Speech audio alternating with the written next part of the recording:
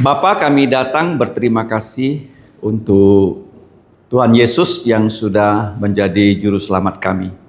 Sekarang kami mau belajar firman-Mu setelah kami memuji Engkau.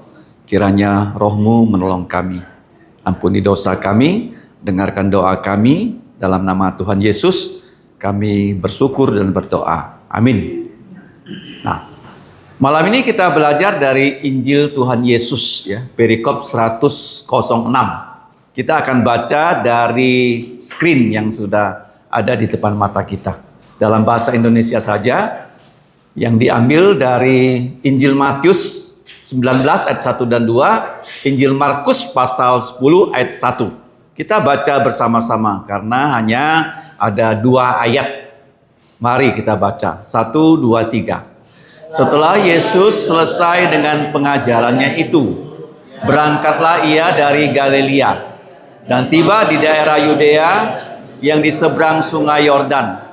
Orang banyak berbondong-bondong mengikuti dia, dan di situ pun orang banyak datang mengerumuni dia. Dan seperti biasa, ia mengajar mereka pula, dan ia pun menyembuhkan mereka di sana. Nah, judul dari pelajaran kita adalah Yesus berada di daerah yang bernama Perea. Chu Jasu ya, ki chai di kai ti phong o, ka hang ai bei kong identi kia ti tu o. Nah, kalau kita mengikuti ya pelajaran kita 2 minggu yang lalu, itu dari perikop 105. Dari Injil Tuhan Yesus 105 itu dari Injil Yohanes pasal 7. Johan Fo Jim Ti Chit Chong. Apa yang masih kita bisa review ya? Tuhan Yesus menyingkir ya dari daerah Yudea. Kenapa? Cuma itu jasu kita likai jiu tai ti fonga gilikoi karena dia mau dibunuh. Jadi Tuhan Yesus menghindar ya. Nah, kemudian dia harus pergi ke Yerusalem. Seperti yang diperintahkan Ulangan 16:16 ya. Cu jasu kei jalu sarang ya, cham likai Sen Myangki Sibyuk Jong Sibyuk Jet. Ada 3 hari raya yang disebut dengan 3P ya.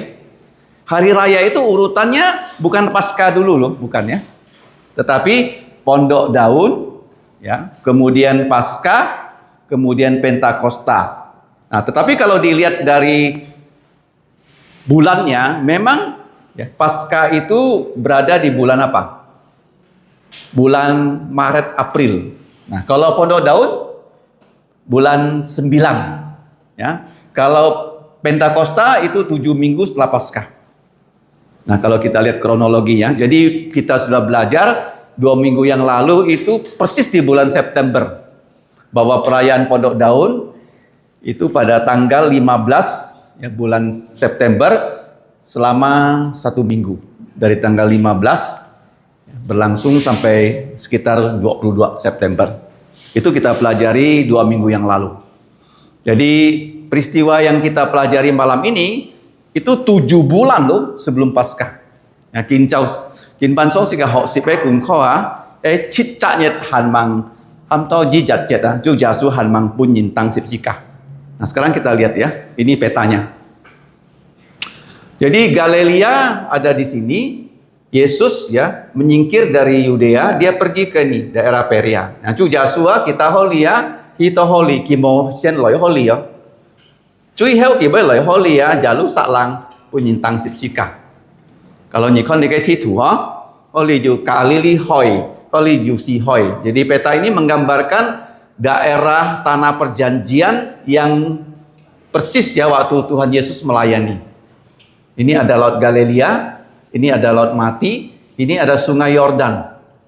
Ya, jadi Tuhan Yesus selalu melayani di daerah Galilea, kemudian kadang-kadang Dekapolis, 10 kota, kemudian Samaria, Yudea, Perea. Jadi Yesus selalu melayani di daerah Israel.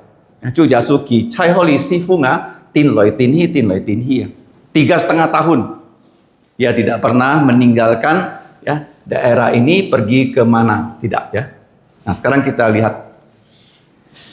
Nah, tadi dikatakan hari raya Pondok Daun ya, Yesus akan ke Yerusalem.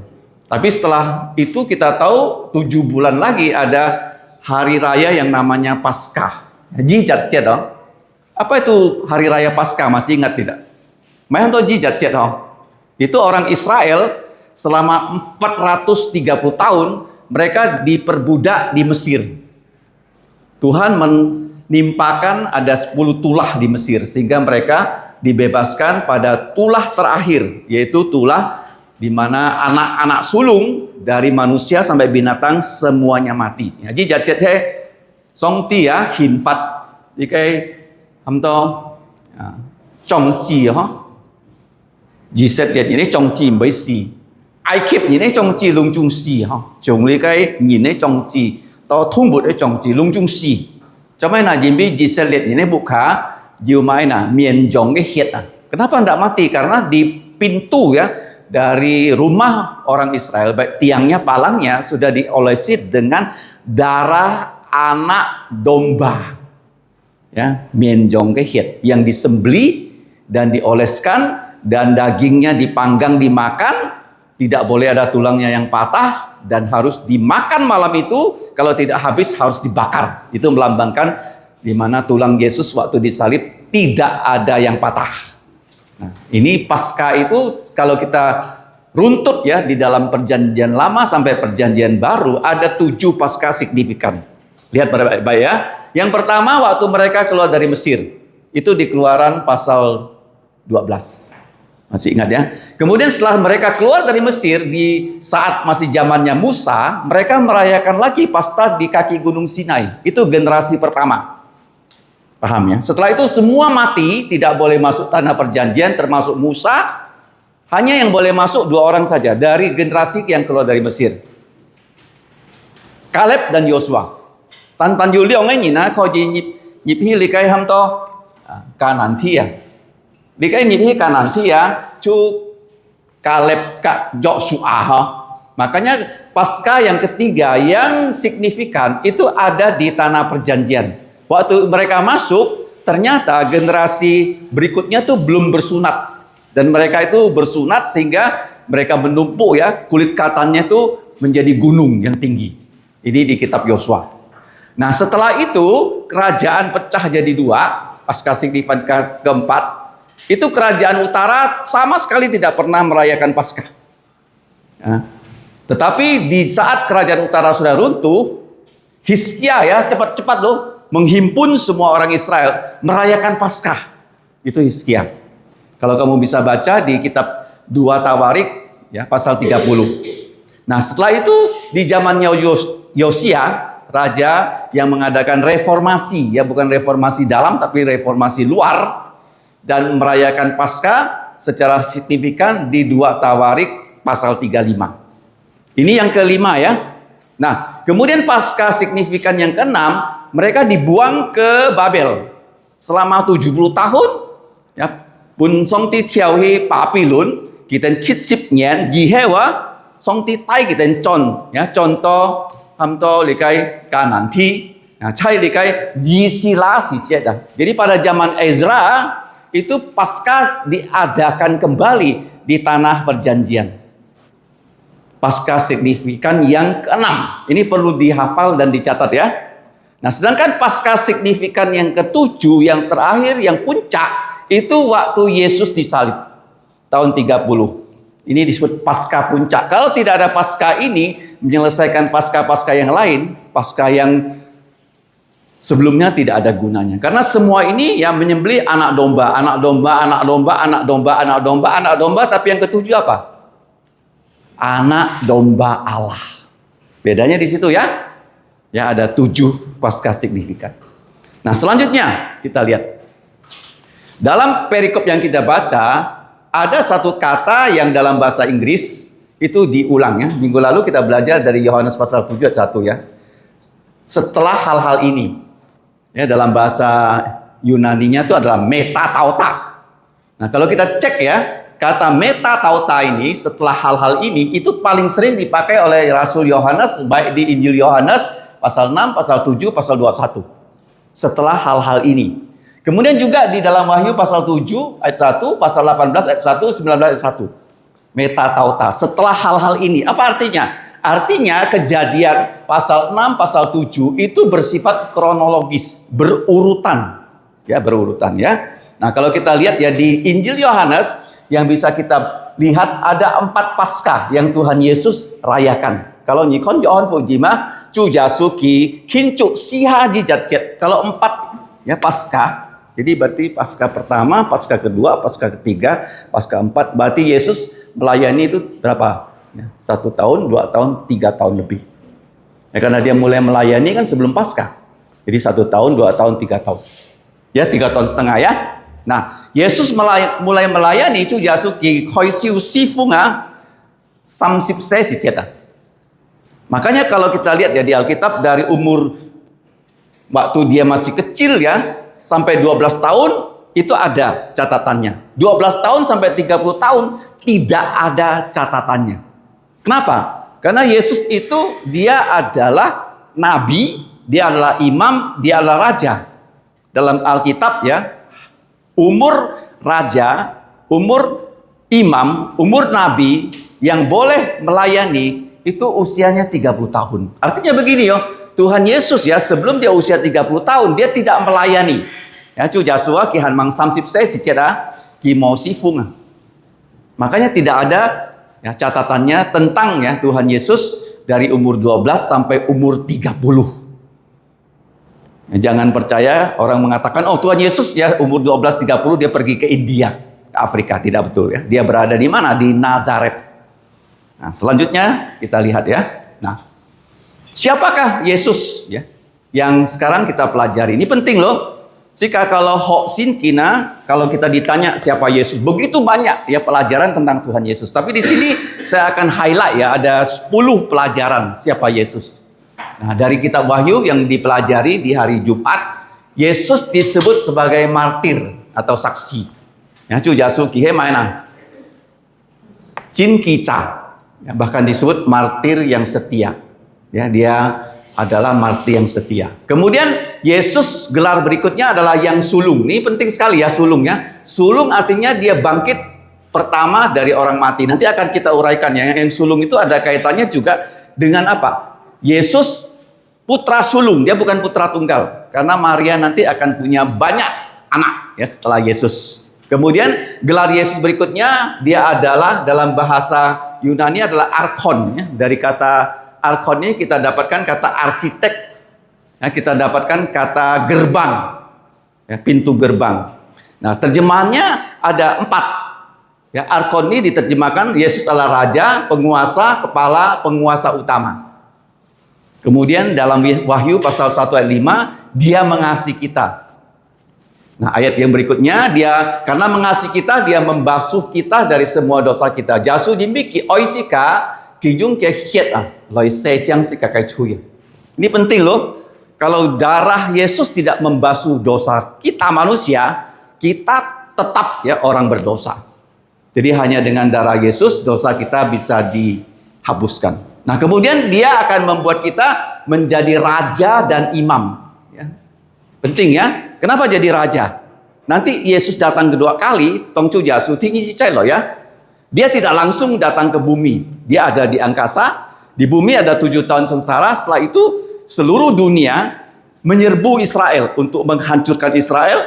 Dan Yesus datang menyelamatkan Israel ya bersama-sama dengan orang percaya dan mendirikan kerajaan 1000 tahun. Dan kita betul-betul jadi raja. Karena Yesus menjadi raja segala raja dan kita juga menjadi imam. Kenapa imamnya?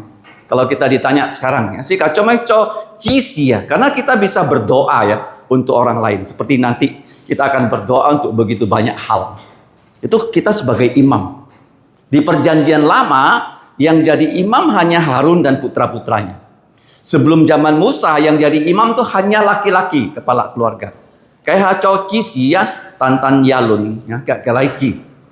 Ya, hanmang yalunnya si ceda, coci si cu micak kacong. Tapi sekarang ya dalam perjanjian baru ya kita disebut sebagai apa? Imam dan raja itu bisa kita baca di kitab ya surat Petrus.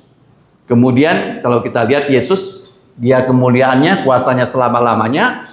Tuhan Yesus datang kedua kali, dia akan datang dalam awan-awannya di atas dan semua orang bisa melihat dia termasuk yang menikam Yesus. Kemudian siapa Yesus? Dia adalah Allah. Allah. Ya, nanti saya akan jelaskan ya tentang Allah. Ya, kata yang penting. Kasih kai kon kwanji li kai sin atau songti.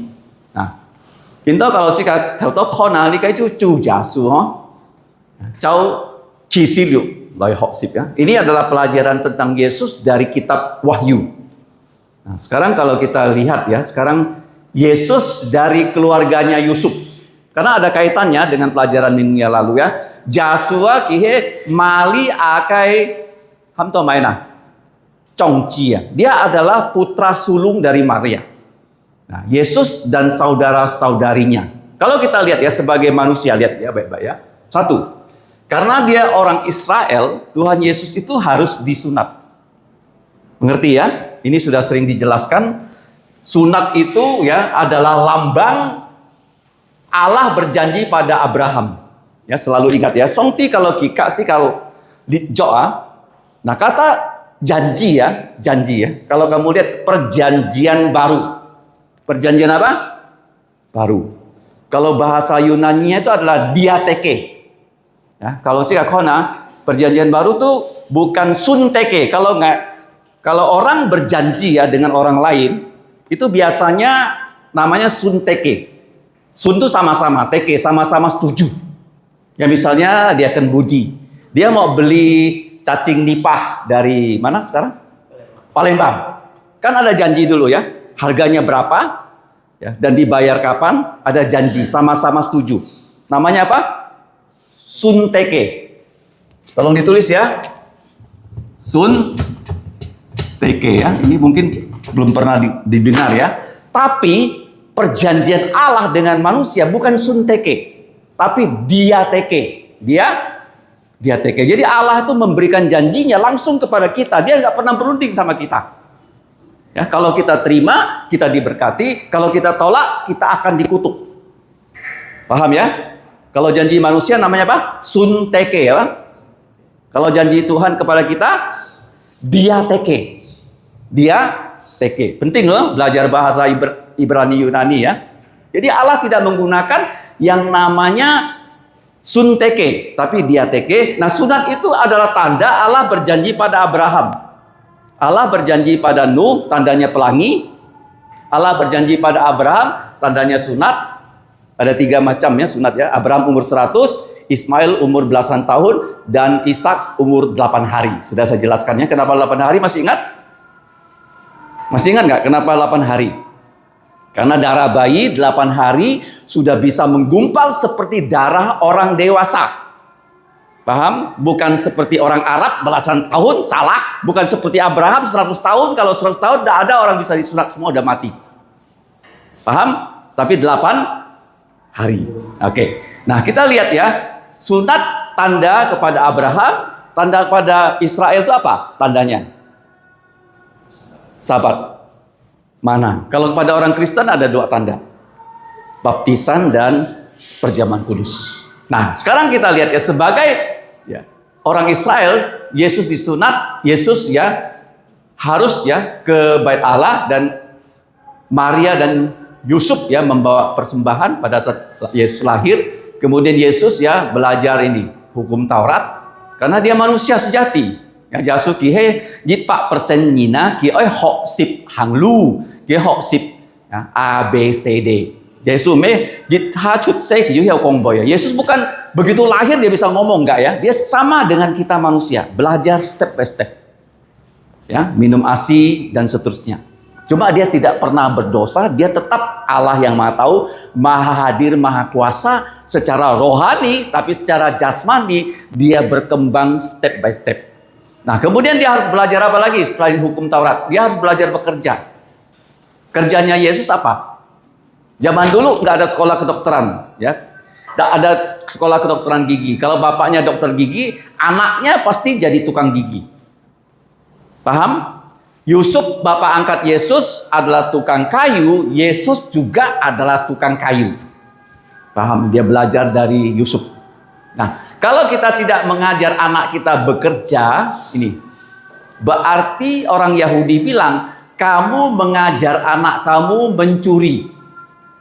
Paham ya? Penting ya, anak kecil itu ya jangan dimanja, harus dikasih tahu gimana kerja. Saya ingat waktu saya kelas 4, saya jam 4 pagi sudah bangun ngaji kita si hoa, itu si ho SMP ya, si tiam du hong ya. Apa kerja saya? Saya pergi jualan pisang goreng. Saya ambil pisang goreng 50 biji dalam keranjang dan saya pergi jualan sebelum saya pergi sekolah. Hasilnya apa? Saya beli gitar. Ya, waktu saya ke Probolinggo. Ya, gitar waktu itu 25.000 gitar. Sepeda motor Yamaha harganya 250.000 zaman itu. Saya berhasil nabung 25.000 pas beli gitar Yamaha, bukan yang Jepang tapi yang Taiwan. Waktu itu ya Corolla 2,5 juta, Mercy 10 juta. Jadi saya masih ingat loh, hasil dari kerja. Paham ya? Nah, kalau kita tidak mengajar anak bekerja, berarti mengajar dia apa? Mencuri. Nah, Yesus berada di keluarganya Yusuf, kamu lihat di sini. Dia bukan putra tunggal. Markus pasal 6 dan Matius 1:25, Yesus punya banyak adik-adik. Ya, makanya gelar Yesus itu putra sulung. Sulung dalam keluarga Maria, sulung yang bangkit pertama dari antara orang mati. Ini penting sekali loh. Apa gelar Yesus? Yang sulung di keluarga Maria, yang sulung bangkit dari antara orang mati. Joshua, Cinfu gimana? Zhongji ya, Zhongji ya, Taiye Lai ya. Nah, jadi karena dia pertama bangkit dari kematian, 1 Korintus 15, dia punya tubuh yang tidak pernah mati lagi, tubuh mulia, tubuh yang super power, tubuh yang rohani, tubuh yang sorgawi. Nah, sekarang kita lihat ya. Minggu yang lalu kita belajar saudara-saudari tiri Yesus tidak percaya Yesus. Siapa nama mereka ini? 3Y. Ya, huruf Y ini kan cabang 3 Jitnisam kan? 3Y. Yakobus, Yudas, Yoses, S apa? Simon. Gampang ingat ya? 3 apa? Y. Yakobus, siapa? Yudas, Yoses, dan S Simon ya. YS ya. Nah, sekarang kita lanjut. Nah, pada 2 minggu lalu kita belajar ya tentang Yesus berkata pada adik-adiknya, dunia ini tidak dapat membenci kamu. Karena tidak dijelaskan ya 2 minggu yang lalu. Apa artinya dunia ini tidak membenci kamu, tidak dapat membenci kamu? Yesus bilang dunia membenci aku, tetapi dunia tidak dapat membenci kamu. Karena pada saat itu adik-adik Yesus itu belum percaya. Kalau orang belum percaya, pasti ya dunia, iblis tidak membenci mereka. Ya, yang dibenci oleh dunia, yang dibenci oleh iblis itu orang yang sudah percaya. Kenapa mereka membenci Yesus? Yesus ya membongkar kejahatan dunia. Jadi sekarang kita lihat ya di Amerika baru terjadi ya, namanya Charlie Kirk. Kalau di Indonesia kamu berani buka forum ya, berdebat ya, bukan bertengkar dengan semua orang yang tidak percaya Yesus. Pasti umurnya pendek. Umurnya apa? Pendek. Pasti dibunuh. Di Amerika kan jelas nih, Charlie Kirk ini dia berani ya secara terbuka ya berdebat dengan siapa saja tentang firman Tuhan, akhirnya dia ditembak mati. Yesus juga gitu ya, dia kemana-mana dia berani berdebat dengan siapa saja, akhirnya Yesus ya 3,5 tahun sudah disalib. Ini penting ya. Selanjutnya, nah adik tiri Yesus mengatakan kamu pergi ke Yerusalem ya secara terbuka, lakukan mujizat secara terbuka supaya kamu terkenal. Tapi Yesus, kamu lihat ya, dia tidak mencari popularitas. Yesus ya tahu saudara-saudarinya belum percaya kepada dia. Orang yang belum percaya Yesus pasti ini mencari dunia. Kalau si kamang sin Joshua, si kacim sike. Tapi kalau kita lihat Yesus, dia hanya berkata-kata, berbuat apa yang Bapa berikan kepada dia. Apa? Tadi dalam lagu kita ya, bukakanlah mulutku Tuhan. Nah, bagaimana mulut kita bisa terbuka? Coba baca Efesus 6 ayat 19. Nah, coba dibuka. Baca sama-sama. Jika tua, yang pensi kakai coy neng kyo tak koi ha. Saya dikai jifut sosu. Ini penting sekali ya. Bagaimana mulut kita bisa dibuka? Kita harus bagaimana? Berdoa. Ya, supaya kita bisa punya mulut yang terbuka untuk menyampaikan firman. Dalam kitab Efesus pasal yang ke-6 ayat 19. Di Phút so su thi liu chong thi sip kiu jet.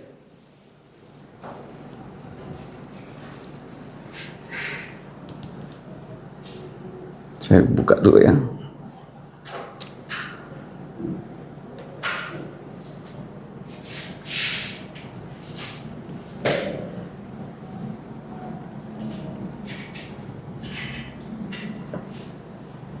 Kita mulai dengan ayat yang ke-18 ya, sampai ayat yang ke-20. Jit Nisam 1, 2, 3. Dalam segala doa dan permohonan, berdoalah setiap waktu di dalam roh, dan berjaga-jagalah di dalam doamu itu dengan permohonan yang tak putus-putusnya untuk semua orang kudus. Juga untuk aku, supaya kepadaku, jika aku membuka mulutku, dikaruniakan perkataan yang benar, agar dengan keberanian aku memberitakan rahasia Injil yang kulayani sebagai utusan yang dipenjarakan. Berdoalah supaya dengan keberanian aku menyatakannya sebagaimana seharusnya aku berbicara.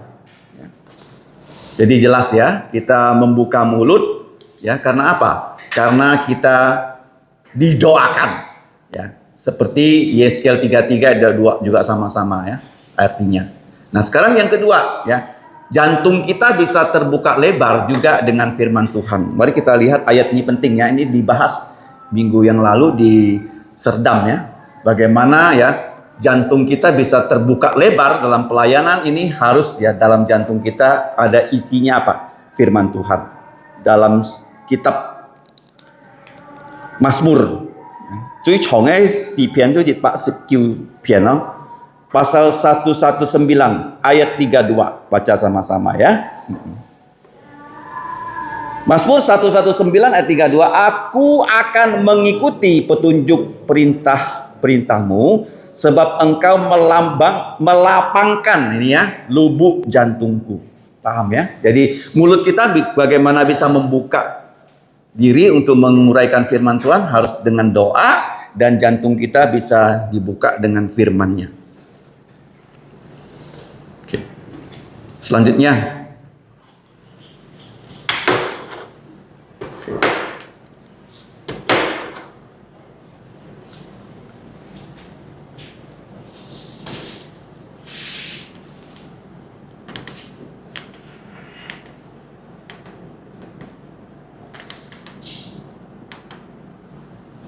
nah, sekarang pelajaran kita malam ini 3 poin saja ya. Yang pertama, Yesus pergi ke Perea.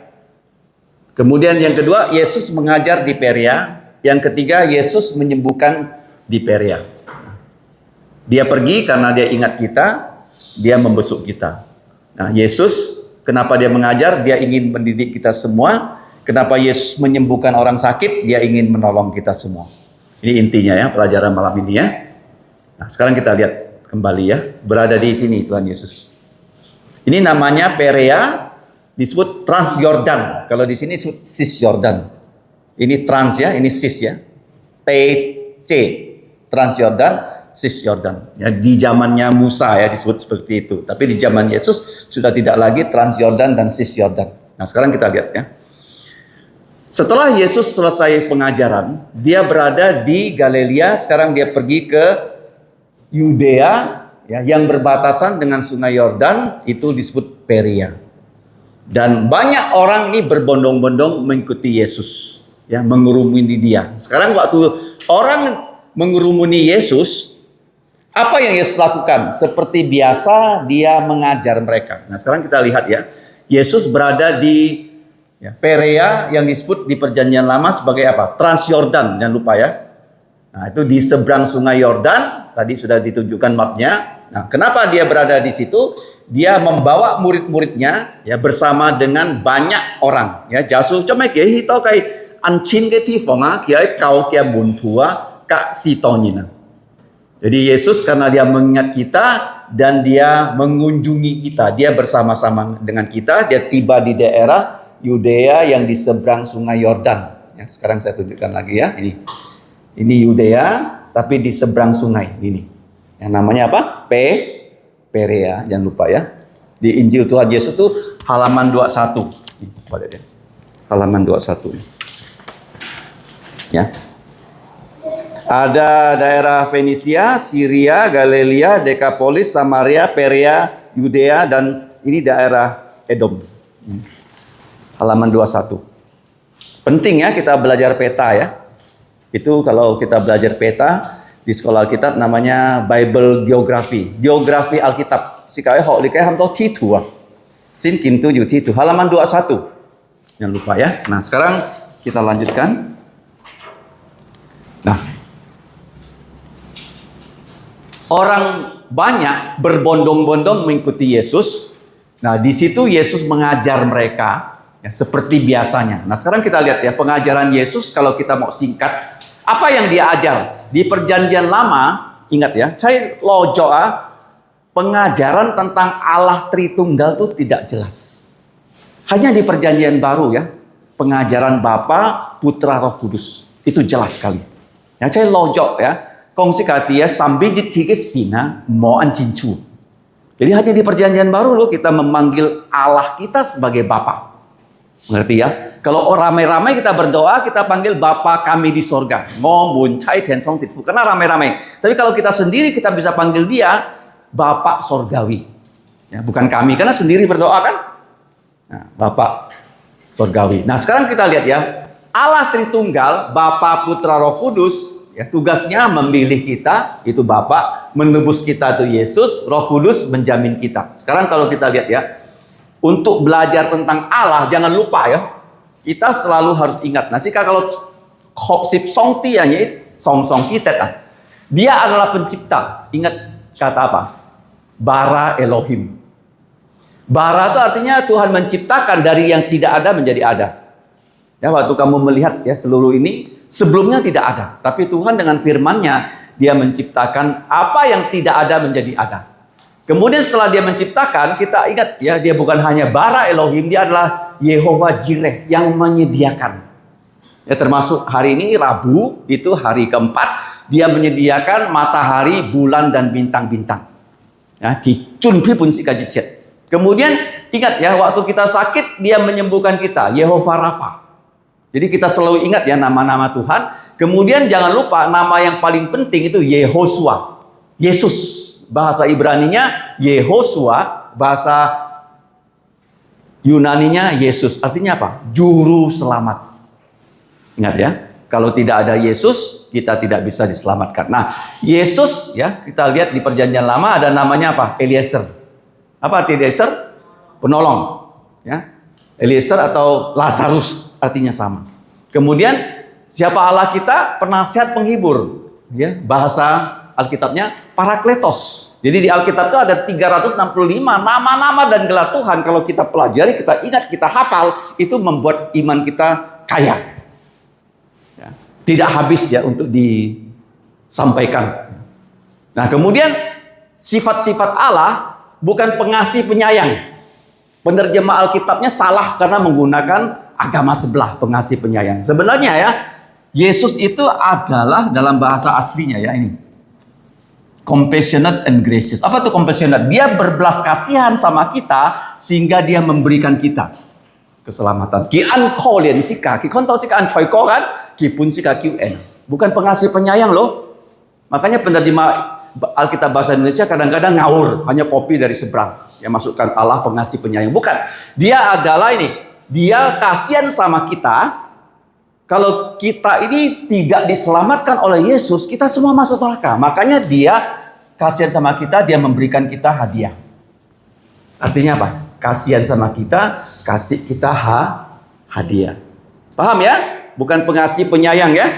Nah, kemudian apa yang diajarkan Yesus? Ya, semua ajaran Yesus ada di dalam firman-Nya. Yesus mengajarkan satu-satunya cara untuk masuk ke surga, Yohanes 14:6, hanya melalui dirinya. Dikatakan ya secara restatement di Kisah Rasul 4:12. Nah, kemudiannya apa yang kita harus ingat ya? Kita ini punya guru namanya Yesus, kita sendiri ada murid. Ya, kata murid itu di sini apa? Disiplin. Nah, si kawai mainah. Hin lohok sip ah. Yang setiap hari kita harus belajar loh. Selama otak kita masih jalan, kita harus selalu belajar firman. Kemudian Yesus juga mengajarkan ya bahwa dia selalu ya mengabarkan kerajaan Allah ya dari mana? Ya dari Galilea, Samaria, Yudea, Perea, semua. Kemudian jangan lupa ya kita diajar Yesus kita punya keluarga Allah. Ya, gereja ini kan keluarga Allah. Kemudian Yesus selalu mengajarkan kita harus selalu memuliakan Bapa di sorga dengan melakukan ya kehendak Bapa. Ini pertama ya, apa itu ajaran Yesus? Nah, secara singkat. Nah, kemudian berikutnya. Nah, Yesus menyembuhkan mereka semua di Perea. Artinya Yesus ya menolong kita semua. Seperti Mazmur 121, Yesus adalah penolong, Allah adalah penolong. Ingat kata ini ya, Eliezer. Eliezer. Nama Eliezer itu Allah penolong. Ataupun bahasa Indonesia terjemahan juga salah ya, bukan Ebenezer. Selalu dikatakan apa? Ebenezer, itu salah. Terjemahan yang betul adalah Eben Haezer. Eben ini batu, Haezer itu the help. Ya, jadi batu pertolongan. Nah, bahasa yang kita tidak ya pernah coba tahu, ternyata kata Lazarus itu sama. Artinya apa? Tuhan menolong. Lazarus, apa artinya Lazarus? Sama dengan Eliezer. Nah, sekarang kita lihat ya, Yesus menyembuhkan orang sakit. Ternyata kalau kita lihat ya dari mujizat Yesus, Yesus paling banyak menyembuhkan manusia yang sakit. Ada 20 kali. Nah, sekarang kita lihat ya dari Injil Tuhan Yesus ini sebagai review ya untuk sal kita tahun Tuhan 2022 yang lalu. Anak-anak sudah belajar ya. Kalau kita ditanya di Injil Tuhan Yesus ini ada berapa mujizat yang Yesus lakukan? Ada berapa? 40 ya. Ada berapa? 40. Kenapa 40? Sebenarnya 38 ya. 主耶穌做嘅善者出嚟嘅師傅而嘛要40 hal. Tanhe ya, you 34 hal. Itu termasuk apa? Satu, dia lahir secara ajaib, secara mujizat. Ingat baik-baik ya.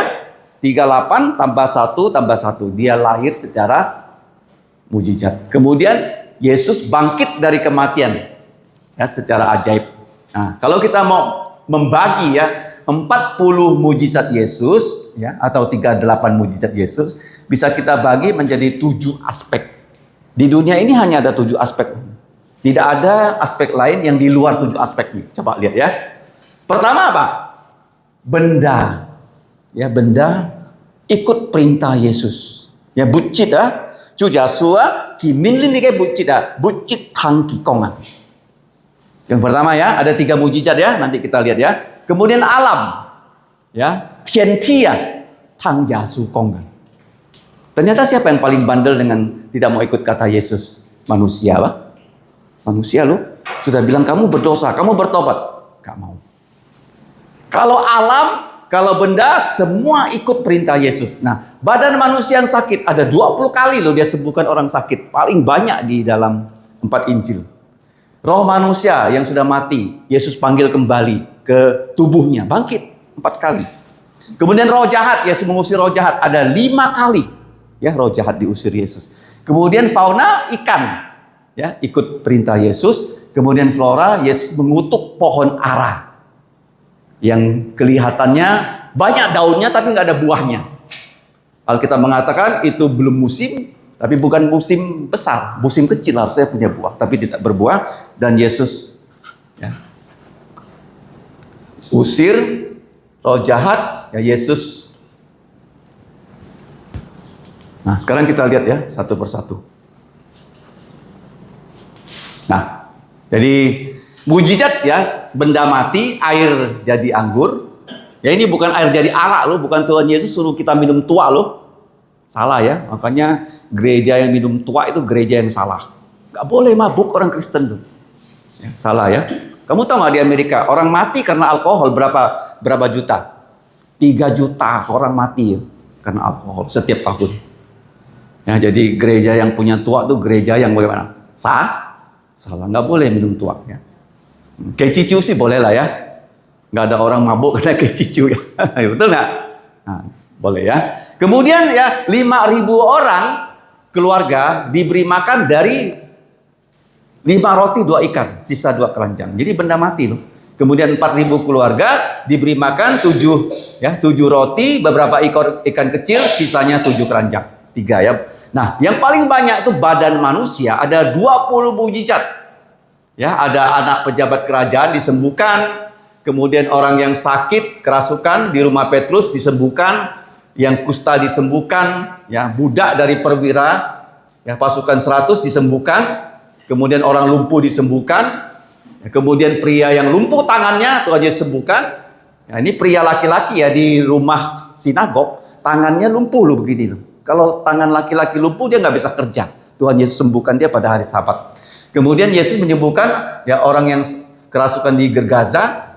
Kemudian wanita yang pendarahan 12 tahun disembuhkan, 2 pria buta disembuhkan. Kemudian Yesus menyembuhkan orang yang lumpuh 38 tahun karena berdosa. Kenapa? Dosa ya. Kemudian Yesus menyembuhkan orang yang sakit di Genezaret, ini di daerah ya 10 kota. Kemudian Yesus menyembuhkan putri wanita Kanaan ya, yang Yesus bilang tidak boleh makanan itu dikasih ke anjing. Tapi ibu ini bilang ya, anjing makan dari remah-remah yang jatuh ya dari meja tuannya. Kemudian Yesus menyembuhkan orang yang bisu, tuli. Orang kalau tuli pasti dia jadi bisu. Ya, Yesus menyembuhkan ya orang yang buta di Betsaida. Yesus menyembuhkan orang yang lahir buta, Yohanes 9. Yesus menyembuhkan orang yang sakit ayan. Kemudian Yesus menyembuhkan orang kusta 10 orang, tapi 1 yang kembali. Ya, orang Samaria. Yesus menyembuhkan Bartimius dari kebutaan. Yesus menyambung telinga ya, yang terakhir ya. Orang telinga yang dipotong Petrus. Lukas 22. 20 kali Yesus menyembuhkan tubuh manusia yang sakit. Nah, selanjutnya alam. Ya, ada 2 mujizat, menenangkan badai dan dia berjalan di atas air. Ya, jadi alam ya, BAB, benda mati, alam, badan manusia tunduk kepada Yesus. Nah, sekarang berikutnya RR ya.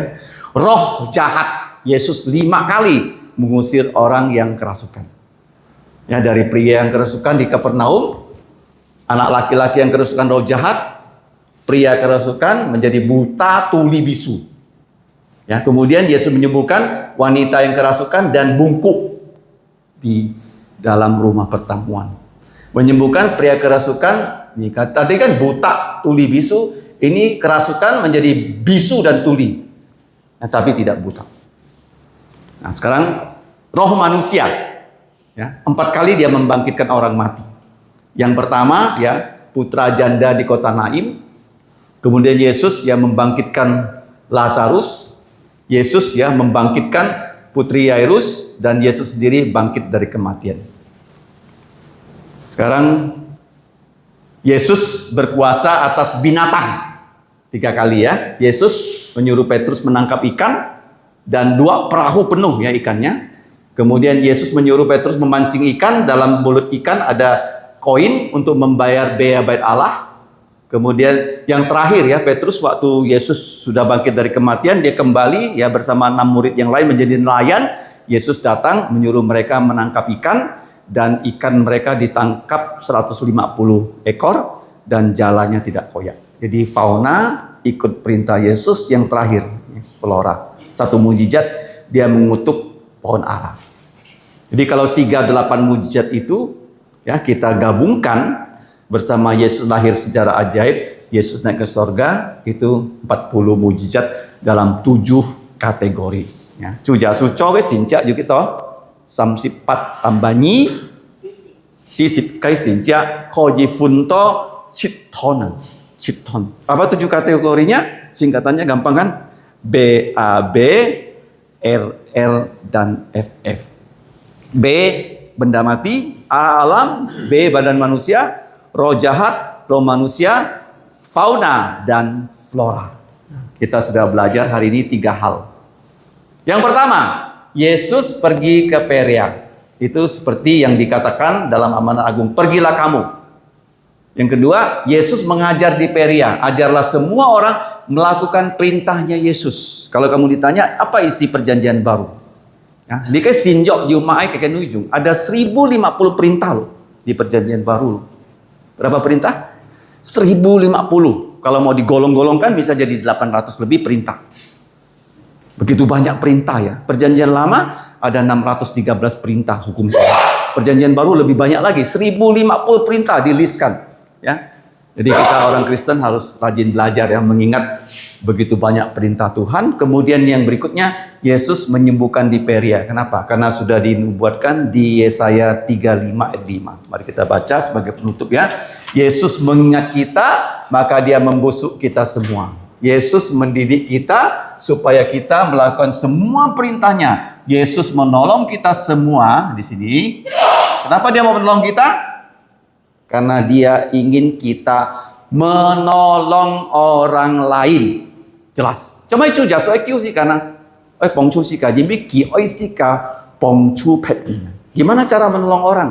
Satu saja. Ya, semua orang yang tidak percaya Yesus pasti masuk neraka. Siapapun dia. Apakah dia presiden, dia raja, dia jenderal, atau pengemis, tidak percaya Yesus, mati langsung neraka. Jadi kalau kita ketemu mereka, kita harus berdoa, punya kesempatan memberitahu mereka tentang Yesus.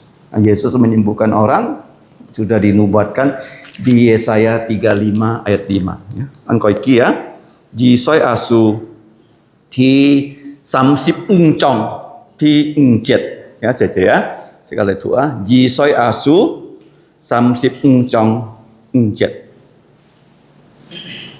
3, 2, 1. Pada waktu itu, mata orang-orang buta akan dicelikkan dan telinga orang-orang tuli akan dibuka. Ayat 6. Pada waktu itu, orang lumpuh akan melompat seperti rusa dan mulut orang bisu akan bersorak-sorai sebab mata air memancar di padang gurun dan sungai di padang belantara. Ya, jadi kita sudah belajar ya, hari ini. Ada 3 hal ya dari ayat yang pendek ya. Kamu lihat ya, pendek sekali. 2 ayat saja. Berapa ayat? Ya. Biasanya kalau ayatnya pendek susah dikhotbahkan. Ya. Tapi firman Tuhan tuh begitu kaya. Begitu apa? Kaya. Ya. Song ti ke fanya bulan yang cet aja sebenarnya sih anci mah. Kong tuh mau dibicarakan tuh sampai selama-lamanya nggak akan selesai karena firman Tuhan terbatas. Tapi pelajaran kita ada 3. Yesus ingat kita, dia datang berkunjung. Yang pertama ya, dia berkunjung untuk mendidik kita supaya kita tahu perintahnya. Kenapa dia menolong kita? Coba kayak pongsu sih kan? Karena dia mau kita menolong orang lain ya, yang belum percaya Yesus. Kita ajak percaya Yesus, yang sudah percaya Yesus, ya kita harus ya bagaimana? Sama-sama mereka belajar firman Tuhan. Ini penting loh, belajar firman Tuhan. Ya kalau tidak mau belajar itu namanya binatang. Namanya apa? Kalau manusia selama dia sehat, dia terus bisa belajar. Sampai umur berapapun, sampai dia mati, dia tetap bisa belajar. Seperti Rasul Paulus ya, dia mau mati, dia suruh bawa bukunya dan perkaminnya. Mari kita berdoa. Sekali tokoh. Bapa, kami sungguh bersyukur bahwa Roh-Mu yang kudus adalah Maha Guru kami. Firman-Mu walaupun singkat tapi tidak terbatas. Pikiran kami manusia terbatas, tolonglah kami untuk senantiasa mau diajar oleh firman-Mu sehingga kami bisa mengenal perintah-perintah Yesus untuk memuliakan nama-Mu. Ngomong cai tian song tit fu, ngaten kam chia nyi ko ji hok sipnya chin li. Bulan yang jet tandanya chin li han chim mo xian ne li kai chin li. Kiunya kai sin lin. Pong chu ngaten sitong ngaten neng keo song song hok sipnya kai chin li. Lai sit hang chu jasu kai min lin, lai jung jaunya kai miang. Kiunya cuy tangan tokoh, dengarkan doa kami dalam nama Tuhan Yesus. Kami berdoa dan bersyukur. Amin. Kamcia.